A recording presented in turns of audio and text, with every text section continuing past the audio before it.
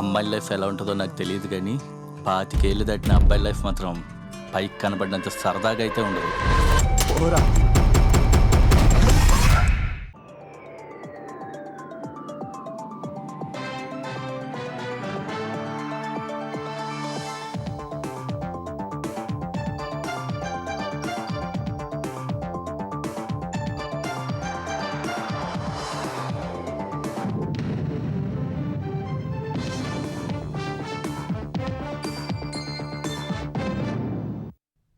నమస్కారం. ETV news కు స్వాగతం. ముఖ్యాంశాలు.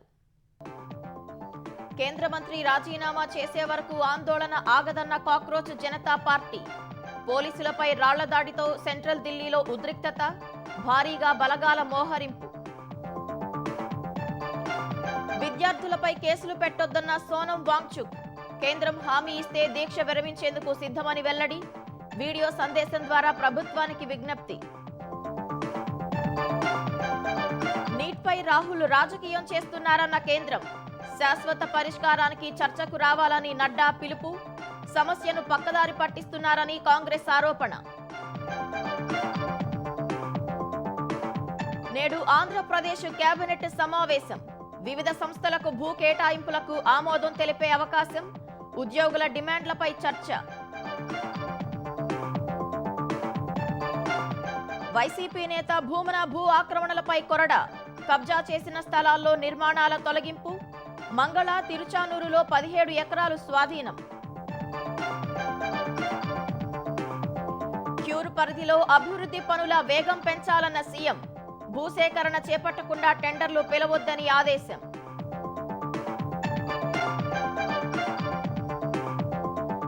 తెలంగాణలో పూరిళ్లలో నివాసం ఉంటున్న 43,000 కుటుంబాలు.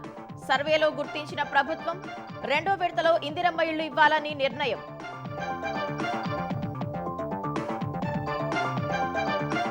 పశ్చిమాసియా ఉద్రిక్తతల వేళ అమెరికా కీలక నిర్ణయం.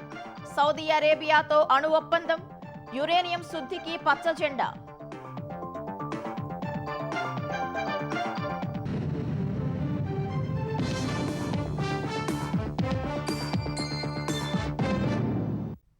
కేంద్ర విద్యాశాఖ మంత్రి ధర్మేంద్ర ప్రధాన్ రాజీనామా చేయాల్సిందేనంటూ ఢిల్లీలో సీజేపీ ఆధ్వర్యంలో విద్యార్థులు చేస్తున్న పోరాటం కొనసాగుతోంది. పగలు రాత్రి అనే తేడా లేకుండా నిరసనలు హోరెత్తుతున్నాయి. అయితే గత రాత్రి మరోసారి ఉద్రిక్తత నెలకొంది. కొందరు నిరసనకారులు పోలీసులపై రాళ్లు, గాజు సీసాలతో దాడి చేయడంతో ఓ ఏసీపీ గాయపడ్డారు.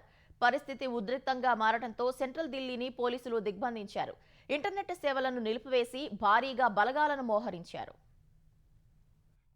ఢిల్లీలోని జంతర్ మంతర్ వద్ద కాక్రోచ్ జనతా పార్టీ సీజేపీ ఆధ్వర్యంలో ఆందోళన కొనసాగుతోంది. రాత్రిపూట కూడా పెద్ద ఎత్తున విద్యార్థులు నిరసనలకు దిగారు. ప్లకార్డులు పట్టుకుని కేంద్ర ప్రభుత్వానికి వ్యతిరేకంగా నినాదాలు చేశారు. కేంద్ర విద్యాశాఖ మంత్రి ధర్మేంద్ర ప్రధాన్ రాజీనామా చేయాల్సిందేనని నినాదాలు చేశారు. రాత్రి 8:30 గంటల సమయంలో తీవ్ర ఉద్రిక్తత నెలకొంది. కర్నాడ్ ప్లేస్లోని టాల్స్టాయ్ మార్గ్ వద్ద కొందరు ఆందోళనకారులు పోలీసులపైకి రాళ్లు, గాజు సీసాలతో దాడికి తెగబడ్డారు. ఈ దాడిలో ఏసీపీ వివేక్ భగత్ గాయపడ్డారు. వెంటనే అప్రమత్తమైన పోలీసులు ఆయనను ఆస్పత్రికి తరలించారు. ఈ ఘటనతో కొద్దిసేపు భయాందోళనలు, ఉద్రిక్తత నెలకొన్నప్పటికీ తర్వాత పరిస్థితిని పోలీసులు అదుపులోకి తెచ్చారు. ఈ ఘటనతో అప్రమత్తమైన విద్యార్థులు, పోలీసులు నిరసనకారులకు గొడవ జరగకుండా స్వయంగా చర్యలు తీసుకున్నారు.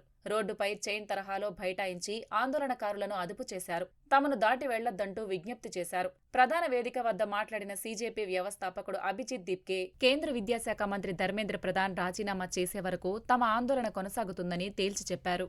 बच्चों ने जो लाठियां खाई है वो जाया नहीं जानी चाहिए। सोनम सर ने अपनी जान दांव पर लगा दी थी। 25 दिन तक भूखे थे सोनम सर, कैसे हम भूल सकते हैं ये सब। तो जब तक ये बाकी सारी डिमांड्स ठीक है, ये होना ही चाहिए, लेकिन जब तक धर्मेंद्र प्रधान का इस्तीफा नहीं होता ये प्रोटेस्ट कॉल ऑफ नहीं होगा। मैं आप लोगों से पूछना चाहता हूँ, क्या आप लोग यहाँ रुकेंगे? क्या आप लोग चाहते हैं ये प्रोटेस्ट खत्म हो जाए? तो मैं आप लोगों से वादा करता हूँ, जब तक धर्मेंद्र प्रधान का इस्तीफा नहीं होता तब तक ये प्रोटेस्ट खत्म नहीं होगा। పరిస్థితులు ఉద్రిక్తంగా మారడంతో జంతర్ మంతర్ వద్ద భద్రతను కట్టుదిట్టం చేశారు. జంతర్ మంతర్ నుంచి పార్లమెంటుకు వెళ్లే రోడ్లన్నీ దిగ్బంధం చేశారు. Parliament street, Jantar Mantar road, Kerala house రోడ్లను మూసివేశారు. ఆ ప్రాంతాల్లో బహుళ అంచెల భద్రతా వ్యవస్థను పోలీసులు ఏర్పాటు చేశారు. సీఆర్పీఎఫ్, ఆర్ఏఎఫ్ ప్రత్యేక పోలీసు బలగాలను మోహరించారు. మరోవైపు సెంట్రల్ ఢిల్లీలో ఇంటర్నెట్, మొబైల్ సేవలను నిలిపివేశారు. ఇంటర్నెట్ సేవలు నిలిపివేయడంతో ఆందోళనకారులు ఆగ్రహం వ్యక్తం చేస్తున్నారు. మరోసారి సీజేపీ ఇన్స్టాగ్రామ్ ఖాతాను కేంద్రం తొలగించినట్లు అభిజిత్ దీప్కే వెల్లడించారు. ఢిల్లీ జంతర్ మంతర్ వద్ద ఆందోళన చేస్తున్న విద్యార్థులపై ఎలాంటి చర్యలు తీసుకోబోమని కేంద్రం హామీ ఇస్తే ఆమరణ దీక్షను విరమిస్తానని పర్యావరణ ఉద్యమకారుడు సోనం వాంగ్చుక్ తెలిపారు. గురుగ్రామ్లోని మేదాంత ఆసుపత్రిలో చికిత్స పొందుతున్న ఆయన ఈ మేరకు ఓ వీడియో సందేశాన్ని విడుదల చేశారు. దీక్ష కారణంగా 11 కేజీల బరువు తగ్గానని, అయినప్పటికీ తిరిగి తన పనిలోకి వెళ్లాలనుకుంటున్నట్లు చెప్పారు. అయితే విద్యార్థులపై మళ్లీ బలప్రయోగం చేయవద్దని ప్రభుత్వాన్ని కోరారు. వారిపై ఎలాంటి కేసులు లేదా ఎఫ్ఐఆర్లు నమోదు చేయవద్దని డిమాండ్ చేశారు. అందుకు కేంద్రం హామీ ఇస్తే దీక్షను విరమిస్తానని తెలిపారు. హామీ రాకపోతే దీక్ష కొనసాగించక తప్పదని సోనం వాంగ్చుక్ స్పష్టం చేశారు. ఆందోళన విరమించి ప్రభుత్వంతో చర్చలు జరపాలని, నిరసనకారులను కూడా కోరతానని పేర్కొన్నారు. అంతకుముందు కేంద్ర మంత్రులు జేపీ నడ్డా, జితేంద్ర సింగ్లకు లేఖ కూడా రాసిన వాంగ్చుక్ విద్యార్థులపై ఎటువంటి చర్యలు తీసుకోకూడదని కోరారు. ఢిల్లీలో జరుగుతున్న ఆందోళనల సందర్భంగా విద్యార్థులపై జరిగిన దాడిని సామాజిక కార్యకర్త అన్నా హజారే ఖండించారు. ప్రజావాణిని రాజకీయ ప్రత్యర్థుల వాదనగా భావించొద్దని ప్రధాని మోదీకి ఆయన సూచించారు. శాంతియుతంగా నిరసన చేస్తున్న విద్యార్థులపై పోలీస్ చర్య ఎంతో బాధ కలిగించిందంటూ ప్రధానికి రాసిన లేఖలో పేర్కొన్నారు. ప్రజాస్వామ్యం సంప్రదింపుల్ని సమర్థిస్తుంది తప్ప ఘర్షణ కాదన్నారు. ఒక మంత్రి రాజీనామా చేయటం వల్ల ప్రభుత్వం బలహీనపడదని హితవు పలికారు. దానివల్ల జవాబుదారీతనం పెరుగుతుందని స్పష్టం చేశారు. తద్వారా ప్రభుత్వ పనితీరు మరింత సమర్థవంతంగా మారుతుందని హజారే అభిప్రాయపడ్డారు. ప్రజాస్వామ్యంలో ఏ పరిస్థితుల్లోనైనా హింస, ప్రభుత్వ ఆస్తుల ధ్వంసం, పోలీసుల అతి ప్రవర్తన వంటివి నివారించాలని సూచించారు. రాహుల్ గాంధీకి విద్యార్థులపై ప్రేమ లేదని, ఆయన రాజకీయ లబ్ధి కోసమే తాపత్రయపడుతున్నారని కేంద్ర మంత్రి జేపీ నడ్డా విమర్శించారు. సమస్యకు శాశ్వత పరిష్కారం కనుగొనేందుకు పార్లమెంట్లో చర్చకు రావాలని ప్రతిపక్షాలను కోరారు. మోదీ సర్కారు ఈ విషయంలో బాధ్యతాయుతంగా వ్యవహరిస్తోందన్నారు. పేపర్ లీక్ పై దర్యాప్తు జరుగుతోందని, ప్రజలు లేవనెత్తే ప్రతి అంశానికి ప్రభుత్వం జవాబిస్తుందని నడ్డా చెప్పారు. కాంగ్రెస్ పాలిత రాష్ట్రాల్లోని పేపర్ లీకేజ్ పై రాహుల్ గాంధీ ఎందుకు మాట్లాడటం లేదని ప్రశ్నించారు. उद्देश्य छात्रों का हित नहीं है, आपका उद्देश्य एजुकेशन में बढ़ोतरी हो, एजुकेशन की क्वालिटी में बढ़ोतरी हो, स्टूडेंट्स को जस्टिस मिले, इसमें आपका इंटरेस्ट नहीं है. आप स्टूडेंट्स के विषयों को, डिमांड्स को लेकर के आप पॉलिटिकल माइलेज लेना चाहते हैं, राजनीतिक रोटियां सेकना चाहते हैं, जो कि दुर्भाग्यपूर्ण है. నీట్ వ్యవహారంలో ప్రభుత్వంపై రాహుల్ గాంధీ విమర్శలకు కౌంటర్గా కేంద్ర మంత్రి జేపీ నడ్డా మీడియా సమావేశంలో చేసిన వ్యాఖ్యలను కాంగ్రెస్ తీవ్రంగా తప్పుపట్టింది. కేంద్ర మంత్రి మీడియా సమావేశం పక్కదారి పట్టించే వాదనలతో సాగిందని కాంగ్రెస్ నేత జైరాం రమేష్ విమర్శించారు. ఇది కేంద్ర ప్రభుత్వ నైరాశ్యానికి నిరసనమంటూ ఎక్స్ పోస్టులో పేర్కొన్నారు. ఇతరుల వైపు వేలెత్తి చూపే బదులు ముందుగా ప్రధాని మోదీ, విద్యాశాఖ మంత్రి ధర్మేంద్ర ప్రధాన్ల వైఫల్యాలను అంగీకరించాలని జైరాం రమేష్ హితవు పలికారు. పేపర్ లీక్లు, కేంద్ర విద్యా విధానాలకు వ్యతిరేకంగా రోడ్లపైకి వచ్చిన విద్యార్థుల పట్ల ప్రభుత్వం అమానుషంగా ప్రవర్తించిందని ఆరోపించారు. విద్యార్థులపై లాఠీచార్జ్, వాటర్ క్యానన్లు, బాష్పవాయువు గోళాలు, పెల్లెట్ గన్స్ ప్రయోగించడాన్ని తీవ్రంగా తప్పుబట్టారు. నీట్ పేపర్ లీక్ అనేది కేవలం ఒక లక్షణం మాత్రమేనని, అసలు సమస్య ప్రభుత్వ అసమర్థ విధానాలు, పాలకుల అహంకారంలోనే ఉందని జైరాం రమేష్ విమర్శించారు. ముఖ్యమంత్రి చంద్రబాబు అధ్యక్షతన సచివాలయంలో ఇవాళ మంత్రివర్గ సమావేశం జరగనుంది. పలు కీలక అంశాలకు ఆమోదముద్రే ప్రధాన అజెండాగా కేబినెట్ భేటీ కానుంది. ఉద్యోగుల డిమాండ్లపై మంత్రివర్గ ఉపసంఘంలో వచ్చిన చర్చను కేబినెట్లో చర్చించే అవకాశం ఉంది. భోగాపురం అంతర్జాతీయ విమానాశ్రయం ప్రారంభోత్సవాన్ని ప్రభుత్వం ప్రతిష్టాత్మకంగా తీసుకుంది. ఈ అంశంపైన మంత్రివర్గంలో చర్చ జరగవచ్చని సమాచారం. వివిధ సంస్థలకు భూ కేటాయింపులతో పాటు పలు అభివృద్ధి పనులకు మంత్రివర్గం పరిపాలన ఆమోదం తెలపనుంది. వైసీపీ నేత, టీటీడీ మాజీ చైర్మన్ భూమన కరుణాకర్ రెడ్డి భూ ఆక్రమణలపై ఎట్టకేలకు రెవెన్యూ అధికారులు కొరడా చూపించారు. 2019 నుంచి 24 మధ్య తిరుపతి ఎమ్మెల్యేగా అధికారాన్ని అడ్డుపెట్టుకుని ఆక్రమించిన ప్రభుత్వ భూములను రెవెన్యూ అధికారులు స్వాధీనం చేసుకున్నారు. బహిరంగ మార్కెట్లో 100 కోట్ల విలువైన ఈ భూముల్లో అక్రమ నిర్మాణాలను కూల్చివేసి హెచ్చరిక బోర్డులు పెట్టారు. వైసీపీ హయాంలో తిరుపతి నియోజకవర్గంలో భూమన కరుణాకర్ రెడ్డి సాగించిన భూ ఆక్రమణలపై ప్రభుత్వం కఠిన చర్యలు చేపట్టింది. అధికారాన్ని అడ్డుపెట్టుకుని తిరుపతి సమీపంలోని మంగళం, తిరుచానూరు గ్రామ పంచాయతీ పరిధిలో దాదాపు 100 కోట్ల రూపాయల విలువైన భూములను భూమన ఆక్రమించారు. కూటమి ప్రభుత్వం వచ్చాక భూమన ఆక్రమణలపై విజిలెన్స్ విచారణకు ఆదేశించింది. క్షేత్రస్థాయిలో విచారణ నిర్వహించిన విజిలెన్స్ అధికారులు మంగళం పరిధిలో రైతులు పశువుల మేత కోసం వాడుకునే 50 కోట్లకు పైగా విలువైన 7.30 ఎకరాల అనాధీనం మందబైలు ప్రభుత్వ భూమితో పాటు మరో 5 ఎకరాల భూమిని ఆక్రమించినట్లు గుర్తించారు. సర్వే నెంబర్ 47/1లో 5.10 ఎకరాల ప్రభుత్వ భూమి, సర్వే నెంబర్ 47/5లో 3.07 ఎకరాల అనాధీనం భూమితో పాటు సర్వే నెంబర్ 47లో భూ యజమానిని బెదిరించి 3.07 ఎకరాల ప్రైవేటు భూమిని కూడా ఆక్రమించినట్లు విజిలెన్స్ నివేదిక సమర్పించింది. విజిలెన్స్ నివేదిక ఆధారంగా రెవెన్యూ అధికారులు మంగళం గ్రామంలోని 47/1 సర్వే నెంబర్లో 5.10 ఎకరాల భూమిలో అక్రమ నిర్మాణాలు కూల్చివేశారు. ప్రభుత్వ భూమిగా సూచిస్తూ బోర్డులు ఏర్పాటు చేశారు. సర్వే నెంబర్ 47/5లో ఉన్న 3.70 ఎకరాల భూమిలో వరి పంట సాగు చేసినట్లు అధికారులు గుర్తించారు. అధికారాన్ని అడ్డుపెట్టుకుని ఆక్రమించిన ఇనాం భూములను స్వాధీనం చేసుకోవడంపై హిందూ సంఘాలు హర్షం వ్యక్తం చేస్తున్నాయి. 9 ఎకరాల భూమి అతి ఖరీదైనది, కనీసం 100 కోట్ల రూపాయలు ఉంటుంది. ఇలాంటివి ఇంకా చాలా భూములు తిరుపతి పట్టణంలో కబ్జా చేసినటువంటి కరుణాకర్ రెడ్డి గారు ఈ 9 ఎకరాల్లో కనీసం 2 ఎకరాలు స్వర్ణముఖి నదిని పూర్తి చేశారండి కాంక్రీట్ తోటి. ఎంత దుర్మార్గమో మీరు చూడండి. అంటే ప్రకృతిని కూడా వాళ్ళు కంప్లీట్గా సర్వనాశనం చేయడమే వైసీపీ యొక్క ముఖ్య లక్షణం. మీ ఇష్ట రాజ్యముగా ప్రహరీ గోడలు తిప్పేసి మీ సొంత జాగీరుగా వాడుకుంటారా? హిందూ సమాజం, రాష్ట్ర ప్రజలు మిమ్మల్ని తిరస్కరించాలి. అందులో ఖచ్చితంగా కఠినమైన శిక్షలు వేయాలి, క్రిమినల్ చర్యలు చేపట్టాలని మేము మరీ డిమాండ్ చేస్తున్నాం. ఇదే ఒక సామాన్యుడు ఈరోజు నదిని కానీ ప్రభుత్వ భూమిని కానీ కబ్జా చేస్తే ఇమ్మీడియట్గా అతని మీద క్రిమినల్ కేసులు పెడతారే. ఈరోజు ఎందుకు భూమన కరుణాకర్ రెడ్డి మీద ఇంతవరకు క్రిమినల్ కేసులు నమోదు చేయలేదు? ప్రభుత్వం స్వాధీనం చేసుకున్న ఈ భూములను తిరిగి ఆక్రమించడానికి యత్నించిన, హక్కులు కోరిన ల్యాండ్ గ్రాబింగ్ యాక్ట్ కింద కేసులు నమోదు చేసి కఠిన చర్యలు తీసుకుంటామని రెవెన్యూ అధికారులు హెచ్చరిక బోర్డులు ఏర్పాటు చేశారు. హైదరాబాద్ కోర్ అర్బన్లోని 3 మున్సిపల్ కార్పొరేషన్ల పరిధిలో అభివృద్ధి పనులను వేగవంతం చేయాలని ముఖ్యమంత్రి రేవంత్ రెడ్డి ఆదేశించారు. ఎంసీఆర్ హెచ్ఆర్డీలో అధికారులతో సీఎం సమీక్ష నిర్వహించారు. భూసేకరణ చేపట్టకుండా టెండర్లు పిలవద్దన్నారు. ప్రత్యేక అధికారిని నియమించినందున భూసేకరణ వేగవంతం చేయాలని సీఎం సూచించారు. జీహెచ్ఎంసీ, మల్కాజ్గిరి, సైబరాబాద్ కార్పొరేషన్ల పరిధిలో పనుల అనుమతుల కోసం అన్ని శాఖల అధికారులతో సమావేశం నిర్వహించాలని ఆదేశించారు. సైబరాబాద్ కార్పొరేషన్ పరిధిలో ఏర్పాటు చేయనున్న మాజీ ప్రధాని మన్మోహన్ సింగ్ విగ్రహం జంక్షన్ పనులను వేగవంతం చేయాలన్నారు. National institute of urban management, Malkajgiri municipal corporation భవన నమూనాలను పరిశీలించి సీఎం రేవంత్ రెడ్డి పలు సూచనలు చేశారు. పశ్చిమాసియాపై మరింత పట్టు పెంచుకునేందుకు ప్రయత్నిస్తున్న అమెరికా సౌదీ అరేబియాతో కీలక ఒప్పందం చేసుకుంది. అరబ్ దేశంతో 30 ఏళ్ల భాగస్వామ్యానికి గాను అణు ఒప్పందం కుదుర్చుకుంది. అమెరికా ఇంధన శాఖ కార్యదర్శి క్రిస్ రైట్, సౌదీ ఇంధన శాఖ మంత్రి ప్రిన్స్ అబ్దుల్ అజీజ్ బిన్ సల్మాన్తో ఒక ప్రత్యేక ద్వైపాక్షిక భద్రతా ఒప్పందంపై సంతకం చేశారు. స్వచ్ఛ ఇంధనం, ఆర్థిక సహకారమే లక్ష్యంగా సౌదీ అరేబియాతో అమెరికా ఈ డీల్ చేసుకుంది. ఈ ఒప్పందం ప్రకారం పౌర అణు విద్యుత్ ప్రోగ్రాంను ప్రారంభించవచ్చు. అణు విద్యుత్ ప్లాంట్ల నిర్మాణం, అణు ఇంధన సరఫరా, రియాక్టర్ల సాంకేతికత బదిలీ, శాస్త్రవేత్తలు, ఇంజనీర్లకు శిక్షణ, రేడియో ధార్మిక పదార్థాల నిర్వహణ, అంతర్జాతీయ తనిఖీలు, భద్రతా ప్రమాణాల వంటి విషయాల్లో సౌదీ అరేబియాకు అమెరికా సహకరించనుంది. శిలాజ ఇంధనాలపై ఆధారపడటాన్ని తగ్గించి అణు విద్యుత్ను ఉత్పత్తి చేయడమే ఈ ఒప్పందం ప్రధాన ఉద్దేశమని సంబంధిత వర్గాలు చెప్పాయి. తెలంగాణ ప్రభుత్వం పూరిళ్లలో నివాసం ఉంటున్న కుటుంబాలకు 2వ విడతలో ఇందిరమ్మ ఇళ్లు ఇవ్వనుంది.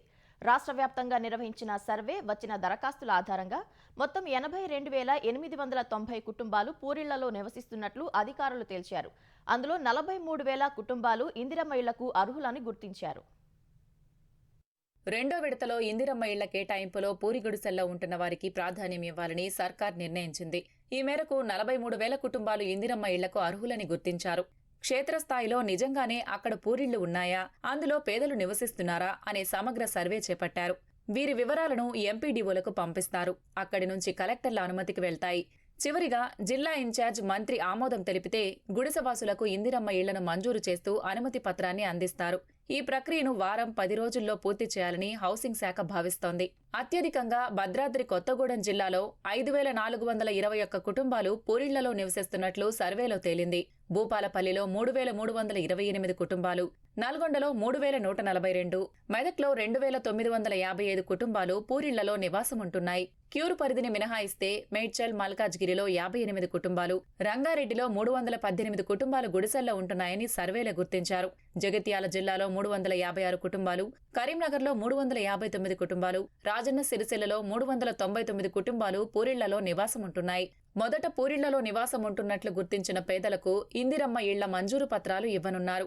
ప్రస్తుతం లబ్ధిదారు దశలవారీగా ఇంటి నిర్మాణం చేపడితే దానికి అనుగుణంగా బిల్లులను మంజూరు చేస్తున్నారు. పూరిళ్లలో నివాసం ఉంటే వారు ముందుగా డబ్బు పెట్టి ఇంటి నిర్మాణం చేసుకునే పరిస్థితి ఉండదు. ఇలాంటి వారికి హౌసింగ్ శాఖ ద్వారానే ఇంటిని నిర్మించి ఇచ్చే అంశాన్ని ప్రభుత్వం పరిశీలిస్తోంది. 43,000 కుటుంబాలకు షీర్వాల్ సాంకేతికత ద్వారా ఇళ్లు కట్టించి ఇస్తే వారిపై ఆర్థికంగా భారం పడే అవకాశాలు లేవని అధికారులు అంటున్నారు. ఇందుకోసం ముందుకు వచ్చే స్టార్టప్ కంపెనీలు, గుత్తేదారులతో ఈ ఇళ్ల నిర్మాణాలు పూర్తి చేయించాలని ప్రణాళికలు సిద్ధం చేస్తున్నారు.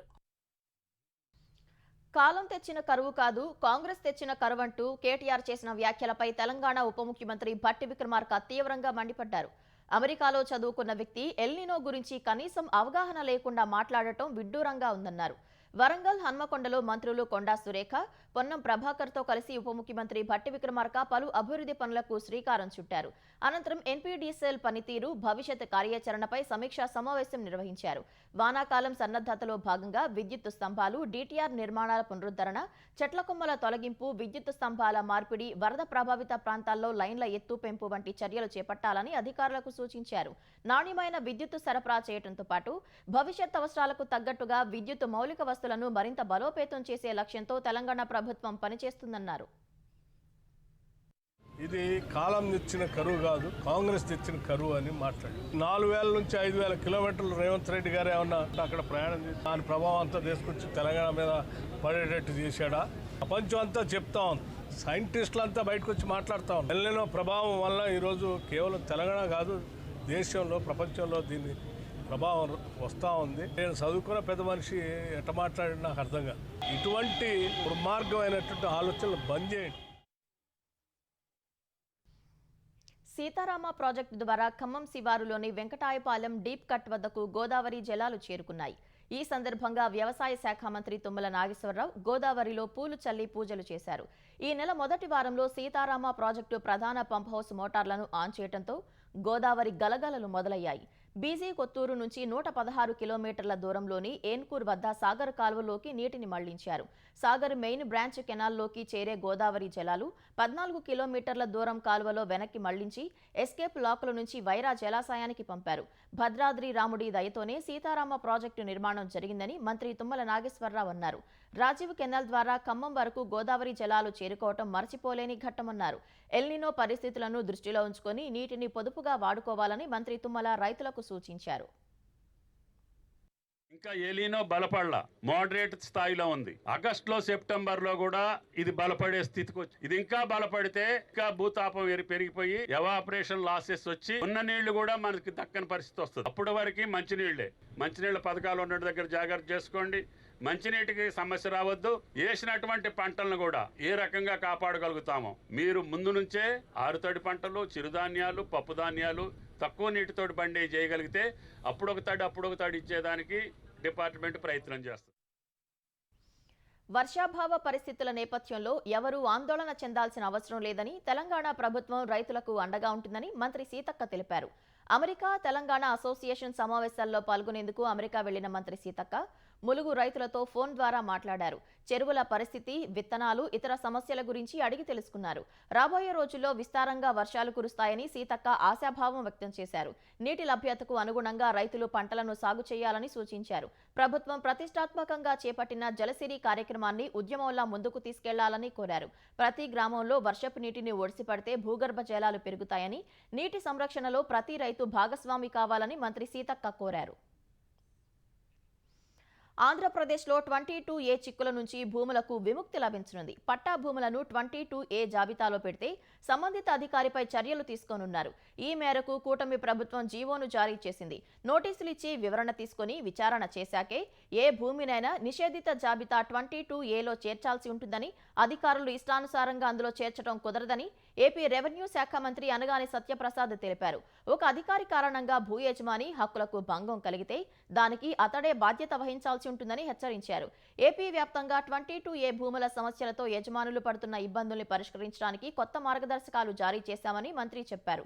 రిజిస్ట్రేషన్ చట్టం 1908లోని సెక్షన్ 22A కింద గతంలో జారీ చేసిన అన్ని సర్క్యులర్లు, సూచనలు, వివరణలు, మార్గదర్శకాలన్నీ రద్దవుతాయని వెల్లడించారు.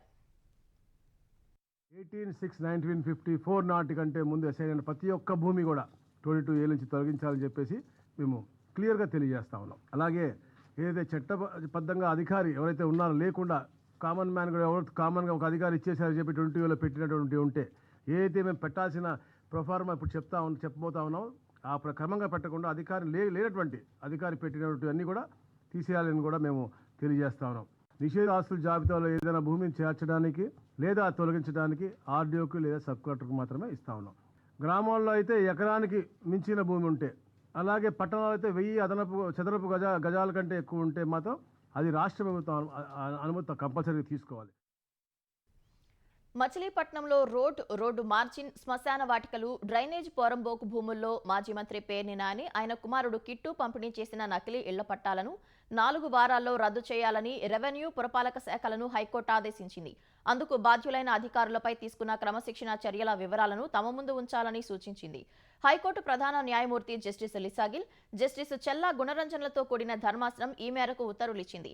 ఎన్నికలకు ముందు వైసీపీ నేత పేర్ని నాని, ఆయన కుమారుడు కిట్టు, ఆ పార్టీ నేతలు నకిలీ ఇళ్ల పట్టాలు పంపిణీ చేసిన వ్యవహారంలో చర్యలు తీసుకోవడంలో అధికారులు జాప్యం చేస్తున్నారంటూ టీడీపీ నేత దిలీప్ కుమార్ గతేడాది వ్యాజ్యం దాఖలు చేశారు.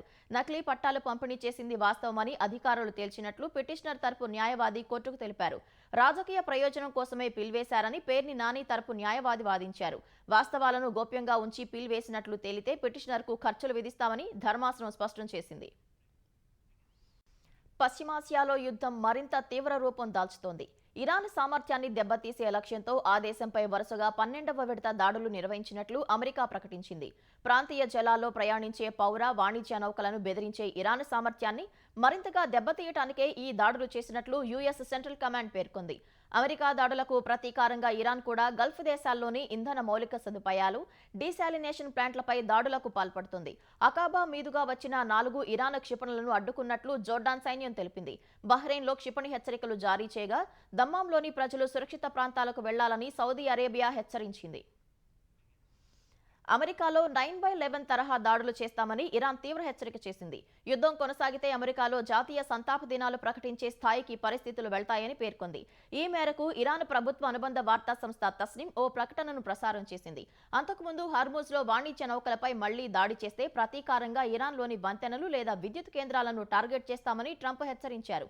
టెహరాన్ కూడా అదే స్థాయిలో బదులిచ్చింది. మధ్యప్రాచ్యంలోని అమెరికాకు చెందిన ఇంధన కేంద్రాలు, వంతెనలను లక్ష్యం చేసుకుంటామని స్పష్టం చేసింది. హర్మూజ్ జలసంధిపై ఇరాన్ మరోసారి తన పట్టును చాటుకుంది. తమతో సమన్వయం చేసుకుని తమ సూచనలు పాటించిన నౌకలకు మాత్రమే సురక్షిత ప్రయాణం ఉంటుందని స్పష్టం చేసింది. పశ్చిమాసియాలో వీరమరణం పొందిన రామ్ ప్రసాద్, మరో 3 అమెరికా సైనికుల భౌతిక కాయాలను డెలావేర్లోని డోవర్ ఎయిర్ బేస్ కు తరలించారు. ఈ కార్యక్రమానికి అమెరికా అధ్యక్షుడు డొనాల్డ్ ట్రంప్, రక్షణ మంత్రి పీట్ హెగ్సెత్ సహా ఇతర ఉన్నతాధికారులు హాజరై అమరులకు నివాళులు అర్పించారు.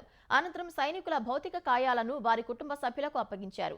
జూలై 17న జోర్డాన్లోని మువాఫక్ సాల్టీ ఎయిర్ బేస్ పై జరిగిన క్షిపణి దాడిలో 4 సైనికులు ప్రాణాలు కోల్పోయారు.